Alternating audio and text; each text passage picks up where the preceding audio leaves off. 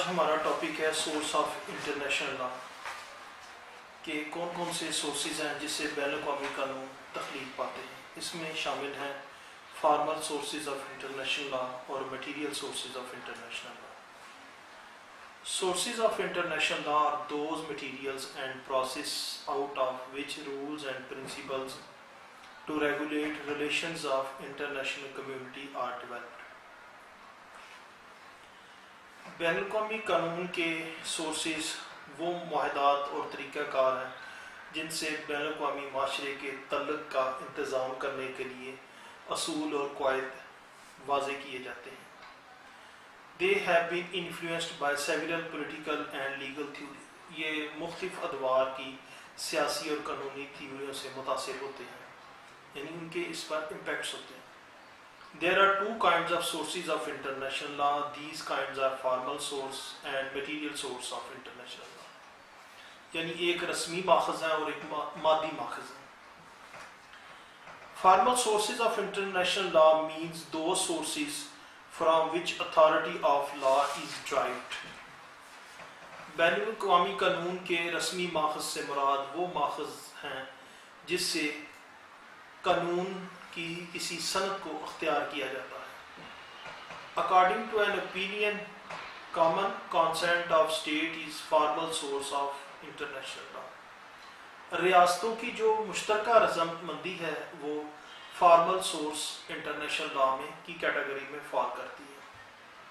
Material source of international law means those sources from which subject matter of law is drawn. بین الاقوامی قانون کے مادی ماخذ سے مراد وہ ماخذ ہیں جس سے قانون کا اصلی حقیقی موضوع ڈسکور کیا جاتا ہے. Following are these material sources of international law: customs, رسومات, treaties معاہدات, decision of judicial and arbitral tribunals, juristic work, decisions or determination of organs of international institutions. اس میں سب سے پہلا اور اہم جو قدیم انسانی تہذیب سے ریلیونٹ ہے وہ ہے کسٹم، رسم و رواج، روایات. Since time immemorial, states had entered into a formal relationship with one another. ناقابل یقین وقت سے ریاستیں ایک دوسرے کے ساتھ رسمی تعلقات کی بنیاد پر تعلقات کو ڈیولپ کرتی چلی آ رہی ہیں. Over several ages, custom had been developed such a relationship. مختلف ادوار سے ایسے تعلقات کا انتظام کرنے کے لیے رسومات پیدا ہوئیں. In this way, custom had made modern international law. اس طریقے سے رسم و رواج انٹرنیشنل لا ڈیولپ کر چکے ہیں. Therefore, customs are considered material source of international law. اس لیے رسومات کو بین الاقوامی قانون کا ماخذ تصور کیا جاتا ہے. Definitions. Under international law, an international habit is called custom when several states have observed it for a long period and it has acquired legal recognition. بین الاقوامی قانون کے تحت ایک بین الاقوامی عادت رسم کہلاتی ہے جب متعدد ریاستوں نے اس کی پابندی ایک طویل عرصے کے لیے کی ہو اور اس نے قانونی شناخت اختیار کر لی. اس کی تھوڑی سی ایکسپلینیشن کریں گے. Following points are important for explanation of custom as material source of international law.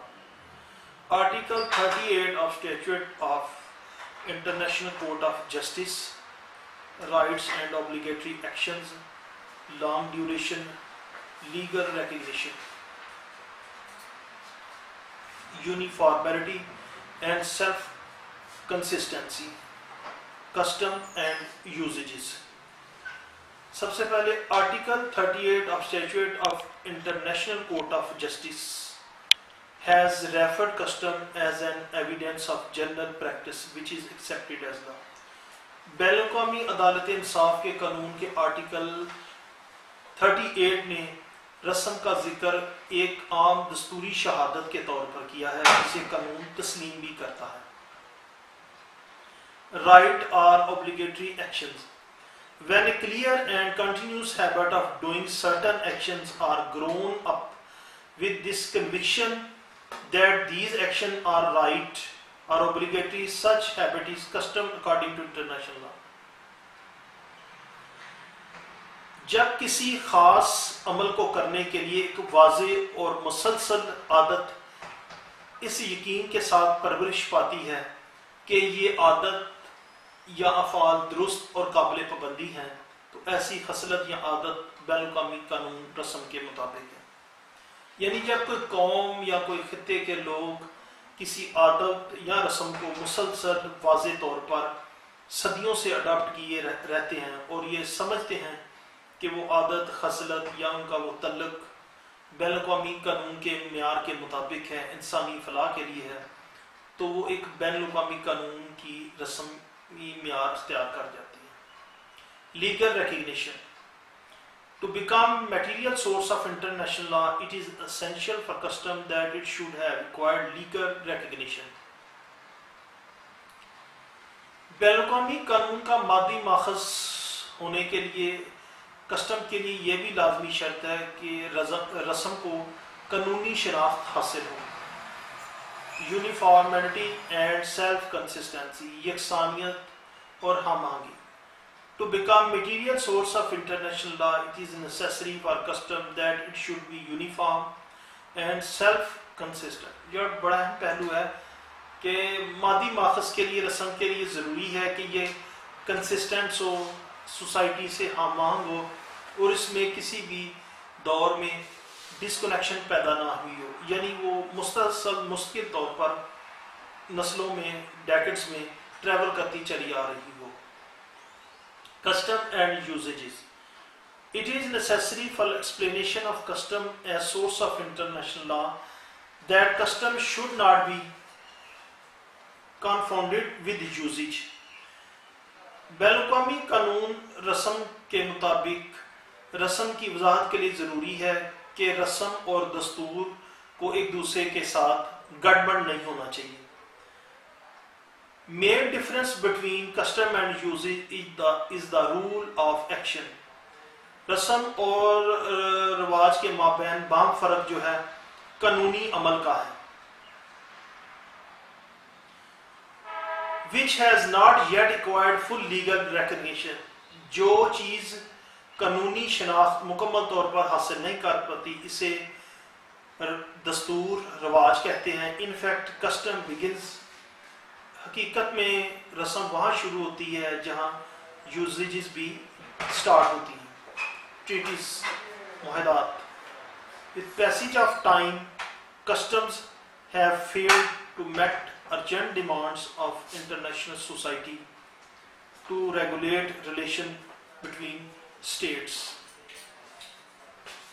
In fact, international activities have become complex due to industrial and economic and technological developments, commercial law and communication revolution.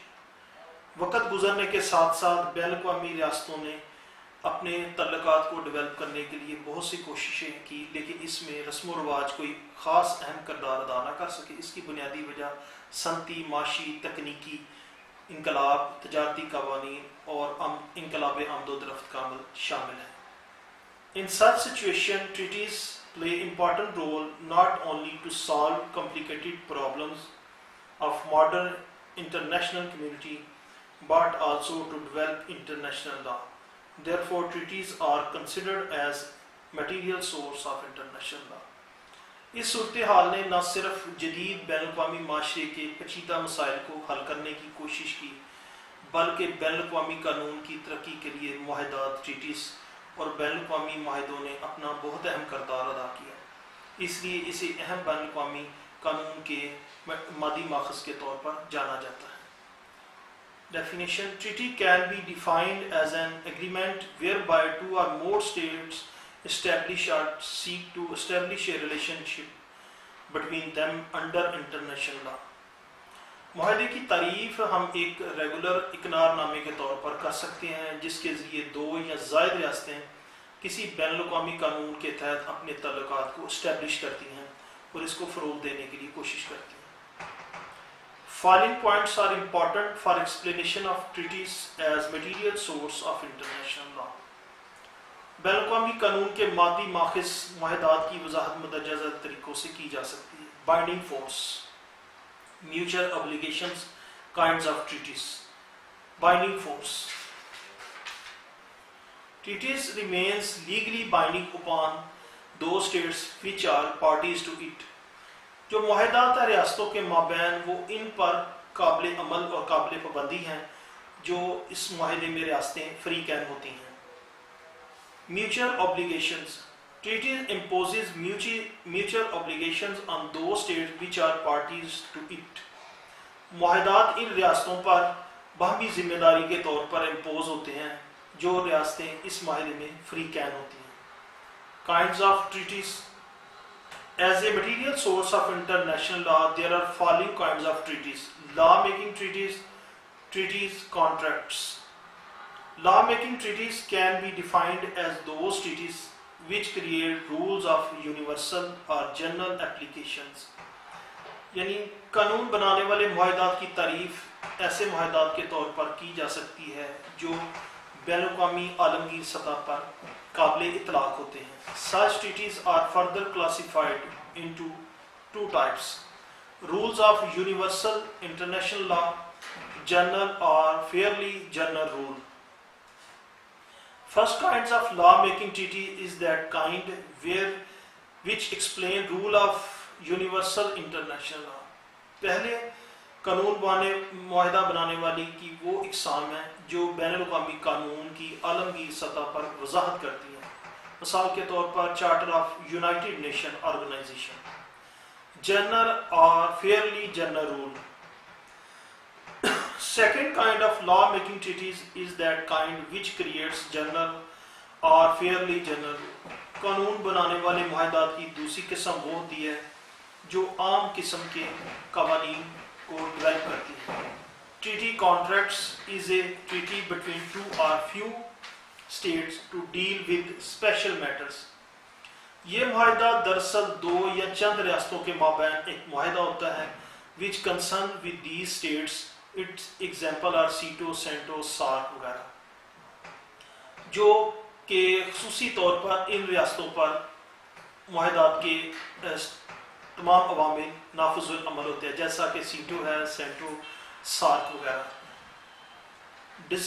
Decisions of judicial or arbitral tribunals, یعنی عدالتی tribunal یا سازشی tribunals کے فیصلہ جات کس حد تک impose کیے جا سکتے ہیں.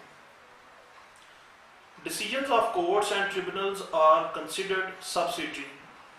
عدالتوں کے فیصلے اور یا ٹریبونلز کے فیصلے ذیلی حیثیت کے حامل ہیں and indirect source of international law, اور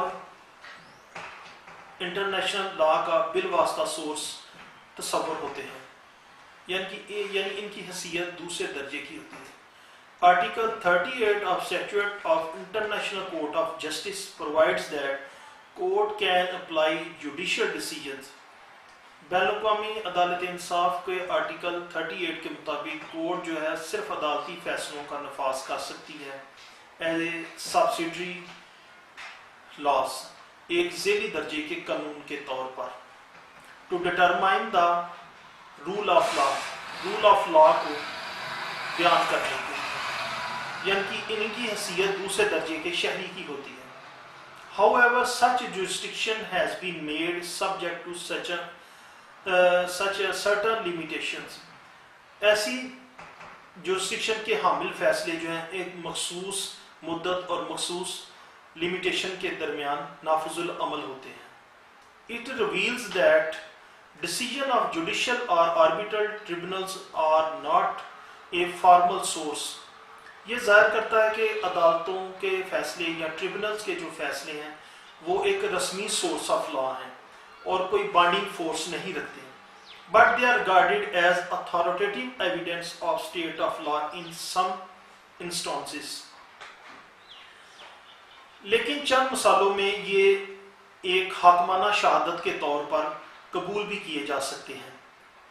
جورسٹک ورک، قانونی ماہرین کا کام. Through juristic work of various scholars of international law.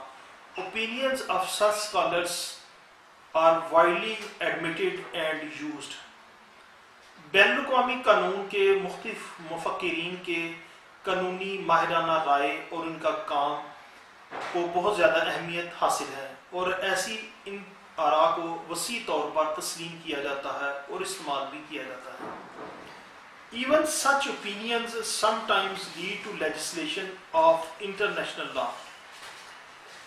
حتیٰ کہ بعض اوقات ان کی رائے کو بین الاقوامی قانون کی پاسداری بھی حاصل ہوتی ہے.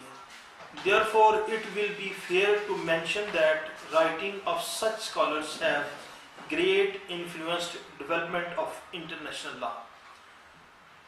اس لیے یہ نشاندہی کرنا جائز ہے کہ ایسے مفکرین کی تحریریں بین الاقوامی ترقی کی سمت میں بہت اہم کردار ادا کرتی ہے، اور یہ بین الاقوامی قانون کو مثبت انداز میں متاثر بھی کرتی ہیں. However, such writings are not mostly accepted as independent source of international law. تاہم ایسی تحریروں کو بین الاقوامی قانون کے آزاد ماخذ کے طور پر تسلیم نہیں کیا جا سکتا. Decisions or determination of organs of international institutions. International institutions can represent intermediate or final steps in evolution of customary rules. A resolution of an institution can have full binding effect. Every institution has inherent power to determine its own jurisdiction. Sometimes such international institutions are given powers to give binding determinations. In this way, decisions and determinations of organs of international institutions can lead to making rules of international law. بین الاقوامی ادارے رسمی قواعد کے ارتقاء میں درمیانی یا آخری اقدام کی نمائندگی کرتے ہیں. ایک ادارے کی قرارداد مکمل طور پر قابل پابندی کا عمل اثر رکھتی ہے. ہر ادارے کو اپنے اختیار کا تعین کرنے کے لیے فطری اختیار حاصل ہوتا ہے. بعض اوقات ایسے بین الاقوامی ادارے کو قابل پابندی فیصلہ جات دینے کے لیے اختیارات بھی دیے جاتے ہیں. اس طرح سے بین الاقوامی اداروں کی شاخوں کے احکامات اور فیصلہ جات بین الاقوامی قانون کے قواعد کی رہنمائی کے لیے دیے جاتے ہیں. To conclude, it can be stated that treaties are sometimes given preference over customs as source of international law. یہ بیان کیا جا سکتا ہے کہ بطور بین الاقوامی قانون کے ماخذ کے بعض معاہدات کو رسومات پر ترجیح دی جا سکتی ہے. However, an opinion is that there exists no such preference as far as source of international law are concerned.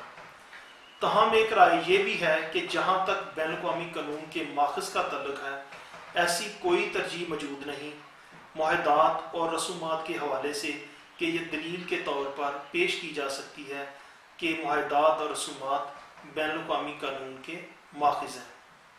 Regarding treaties and customs, it can be argued that treaties and customs are source of international law, and both possess equal validity. New custom can supersede old treaty, and new treaty can override older custom.